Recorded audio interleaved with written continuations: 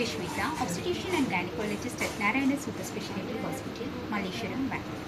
So ಇವತ್ತು ನಾವು follicular ಸ್ಕ್ಯಾನ್ನ importance ಬಗ್ಗೆ ತಿಳ್ಕೊಳ್ಳೋಣ. ಸಾಮಾನ್ಯವಾಗಿ ಇನ್ಫರ್ಟಿಲಿಟಿ ಟ್ರೀಟ್ಮೆಂಟ್ಗೆ ನಾವು ಫಾಲಿಕ್ಯುಲರ್ ಸ್ಕ್ಯಾನ್ನ ಅಡ್ವೈಸ್ ಮಾಡ್ತೀವಿ ಫಾರ್ ಫೀಮೇಲ್ಸ್.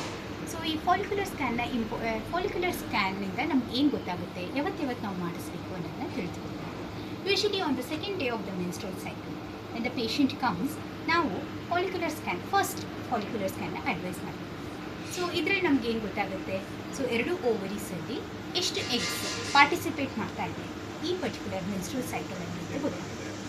ಹಾಗೆ ದಿನದಿಂದ ದಿನ ಅದು ಒಂದು ಡಾಮಿನೆಂಟ್ ಫಾಲಿಕಲ್ ಸೆಲೆಕ್ಟ್ ಆಗುತ್ತೆ. So on day 9 or day 10 we do advise to take the second follicular scan. So ಆವಾಗ ಡಾಮಿನೆಂಟ್ ಫಾಲಿಕಲ್ ಸೆಲೆಕ್ಟ್ ಆಗಿದೆನಾ ಅಂತ ಗೊತ್ತಾಗುತ್ತೆ. ಮತ್ತು ಡೇ 12 or day 14 ನಾವು ಆ ಡಾಮಿನೆಂಟ್ ಫಾಲಿಕಲ್ ಒಂದು ಪರ್ಟಿಕ್ಯುಲರ್ ಸೈಜ್ ಅಟೇನ್ ಆಗೋದಿರುತ್ತೆ. ಸೊ ಆ ಸೈಜ್ ಬಂದಿದೆನಾ ಅಂತ ಹೇಳಿಬಿಟ್ಟು ಚೆಕ್ ಮಾಡ್ತೀವಿ. ಆ ಸೈಜ್ ಬಂದಿದೆ ಅಂತ ಹೇಳಿದರೆ ಆ ಪರ್ಟಿಕ್ಯುಲರ್ ಎಗ್ದು then there are more chances that it will rupture ಆದಾಗ we are going to advise timed intercourse to the patients.